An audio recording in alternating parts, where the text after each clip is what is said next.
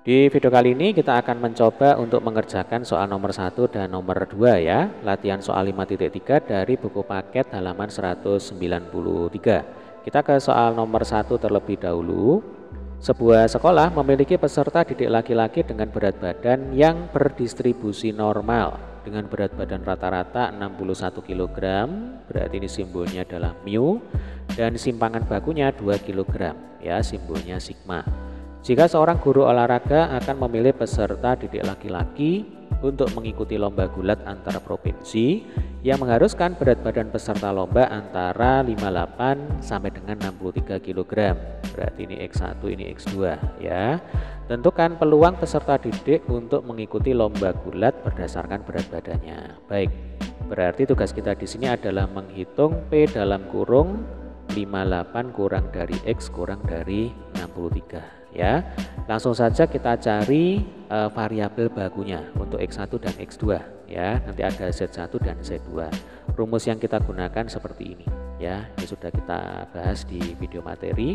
Jadi Z sama dengan X dikurangi mu dibagi dengan sigma ya. Oke, langsung aja ya. Kita mulai untuk X1 terlebih dahulu. Berarti nanti kita punya Z1 ya. Itu akan sama dengan X1 58 dikurangi dengan mu 61 dibagi dengan sigma, berarti per 2. 58 dikurang 61 itu min 3. Min 3 per 2 sama dengan min 1,5. Nah, sudah ketemu ya untuk Z1. Kemudian untuk Z2 ya, rumusnya tetap yang ini. Berarti X2 63 dikurangi nilai rata-ratanya 61 dibagi dengan simpangan bakunya 2. 63 dikurangi 61 itu 2. 2 per 2 sama dengan 1. Berarti sudah ketemu ya nilai Z1 dan Z2 nya. Sehingga bentuk peluang seperti ini bisa kita nyatakan dalam bentuk padanannya ya. Jadi kalau di sebelah kiri ini istilahnya karena mengandung variabel X, ini adalah distribusi normal umum. Nah sekarang kita nyatakan dalam bentuk distribusi normal baku atau distribusi normal standar gitu ya. Berarti Z1 nya itu min 1,5 kurang dari Z kurang dari 1. Nah setelah itu kita harus gambarkan dulu kurvanya ya. Untuk apa? Untuk mengetahui posisi garis Z1 dan garis Z2 pada kurva normal gitu ya. Kita kira-kira aja. Ini adalah garis Z sama dengan min 1,5.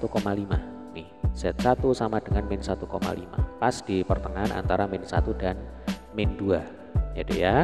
Kemudian ini adalah garis Z2 yaitu Z2 sama dengan 1. Nah peluang atau probabilitas jadi ya itu merupakan luas daerah di bawahnya kurva. Nah ini yang saya arsir ini ya, luas daerah di bawahnya kurva ya, kurva normal yang dibatasi oleh garis Z sama dengan min 1,5 sampai dengan Z sama dengan 1 gitu. Nah karena melalui garis Z sama dengan 0 ya, maka ini harus kita pecah. Jadi di kirinya garis Z sama dengan 0, ini sebut saja P1 gitu ya. Nah ini P1, di sebelah kanannya ini P2, maka ini akan sama dengan P1 ditambah P2 ya. Untuk P1 berarti P dalam kurung min 1,5 kurang dari Z kurang dari 0 ya kan, nih dari min 1,5 sampai 0. Kemudian ini kan nyambung ya, berarti harus digabung, maka ini harus ditambah ya, berarti ditambah P dalam kurung 0 kurang dari Z kurang dari 1. Nah selanjutnya Z negatif ini bisa kita positifkan ya, berarti ini sama dengan P dalam kurung 0 kurang dari Z kurang dari plus 1,5 ya, ditambah, ditinggal tulis ulang aja ini, P dalam kurung 0 kurang dari Z kurang dari 1 ya. Jadi ingat bahwa daerah di sebelah kiri garis Z sama dengan 0 itu simetris dengan daerah di sebelah kanan garis Z sama dengan 0. Berarti kalau kita mau mencari luas daerah di bawahnya kurva dari 0 sampai min 1,5 itu akan sama saja dengan mencari luas daerah di bawahnya kurva dari Z sama dengan 0 sampai plus 1,5 di sini ya. Nanti luasnya itu akan sama karena simetris gitu. Makanya Z negatif itu bisa kita positifkan seperti ini. Oke, jelas ya. Nah, langkah berikutnya adalah kita akan mencari nilai dari masing-masing peluang ya dari tabel 5.5 ya, tabelnya dari sini. Nih. Lampiran tabel distribusi normal Z ya di buku paket kalau saya tidak salah di halaman 196. Nah, tadi kan yang kita butuhkan adalah ini nih. P dalam kurung 0 kurang dari Z kurang dari 1,5. Berarti adik-adik cukup perhatikan angka yang ini aja 1,5, berarti dua angka pertama adalah 1 dan 5 ya. Kita cari di sebelah kiri ya 1,5, jadi titik itu koma ini ya. Nah ini sudah ketemu ya, tinggal kita beri tanda. Nah 1,5 itu kan sebenarnya sama saja dengan 1,50 ya, berarti angka ketiganya adalah 0, itu ada di sini ya, saya beri tanda juga. Kalau ini ya berarti nanti 1,51. Ini kan angka ketiganya 1. Kalau di sini ya berarti 1,52 dan seterusnya. Nah, yang kita butuhkan adalah 1,50 berarti di sini ya. Sehingga nanti nilainya itu adalah perpotongannya, yaitu ini ya 0,4332. Nah, langsung aja saya tuliskan di sini ya. Saya pakai warna biru aja ini. Jadi 0,4332. Berikutnya kita akan mencari nilai dari P dalam kurung 0 kurang dari Z kurang dari 1. Berarti nanti kita mencari 1,00 ya, karena 1 itu ya sama aja dengan 1,00. Berarti dua angka pertama adalah 1,0 ya, caranya sama seperti tadi. Nih sudah langsung ketemu ya. 1,0 saya beri tanda. Nah, yang kita butuhkan itu kan 1,00 nih, angka ketiganya 0. Berarti ini kalau saya beri tanda, perpotongannya itu ada di sini. Ya. Berarti nilainya adalah sekian ini, 0,3413. Saya tuliskan di sini ya, 0, nah sebentar saya rapikan. 0, berapa tadi? 3413. Nah, tinggal dijumlahkan ya. 0,4332 ditambah 0,3413 kalau dijumlahkan hasilnya adalah 0,7745 ya. Nah, ini jawabannya. Berarti peluang peserta didik untuk mengikuti lomba gulat ya berdasarkan berat badannya yaitu antara 58 sampai 63 kg adalah segini, 0,7745. Kita lanjutkan sekarang soal nomor 2 ya. Ini masih setipe dengan soal sebelumnya. Baterai otomotif memiliki umur rata-rata 3 tahun, berarti simbolnya mu dengan standar deviasi 0,5 tahun ya, simbolnya adalah sigma. Pertanyaan A, tentukan peluang bahwa baterai tersebut akan bertahan kurang dari 2,3 tahun. Berarti ini adalah nilai X-nya ya.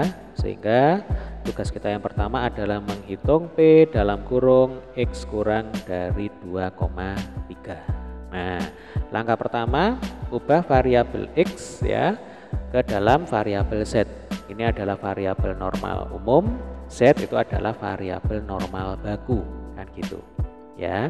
Berarti langsung ya. Z sama dengan X dikurangi mu. 2,3 dikurangi 3 dibagi dengan sigma, berarti dibagi dengan 0,5. 2,3 dikurangi 3 itu sama dengan berapa? Min 0,7 ya dek ya. Min 0,7 dibagi 0,5, atau kalau kita bagi dengan setengah berarti kan min 0,7 kali 2. Nah, berarti kalau min 0,7 kali 2 ya sama dengan min 1,4. Nih sudah ketemu ya. Jadi bentuk P dalam kurung X kurang dari 2,3 itu akan sama dengan P dalam kurung X-nya sekarang berubah menjadi Z. Berarti Z kurang dari min 1,4 ya. Langkah selanjutnya adalah kita gambarkan dulu kurvanya. Ya, untuk apa? Untuk mengetahui posisi dari garis Z sama dengan min 1,4. Yaitu ada di sini ya. Yang ditanyakan adalah peluang yang kurang dari Z sama dengan min 1,4, berarti yang di sebelah kiri ini. Berarti ini yang kita arsir ya. Ini adalah luas daerah yang kita butuhkan. Oke. Nah, selanjutnya ini kita positifkan ya dek ya. Jadi kalau kita positifkan itu akan sama dengan P dalam kurung Z lebih dari 1,4.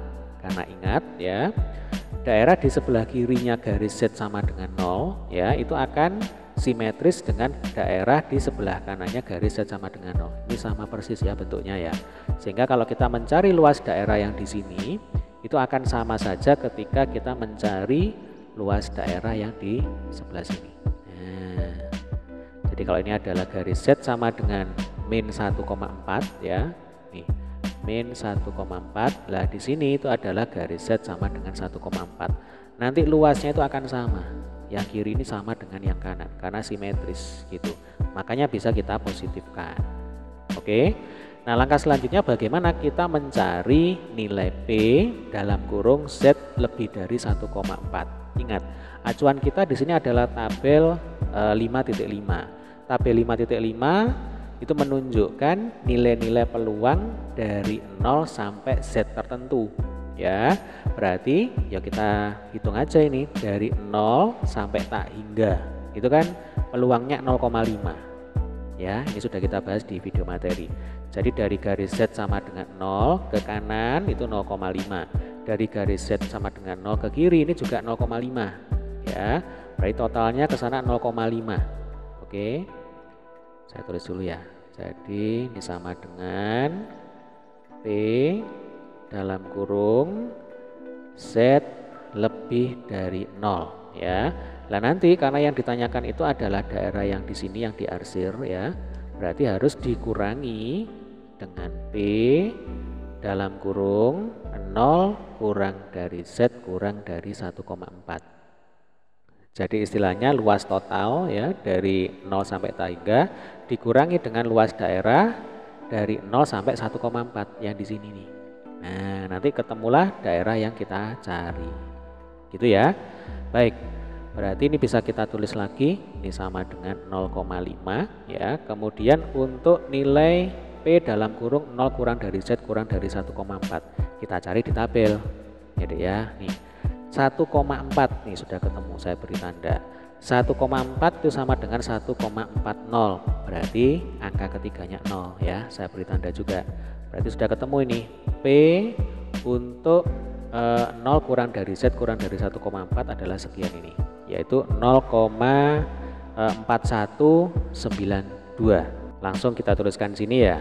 Saya pakai warna biru aja. Ini berarti dikurangi 0,4192. Coba kita hitung 0,5 dikurangi 0,4192. Ketemunya adalah 0,0808.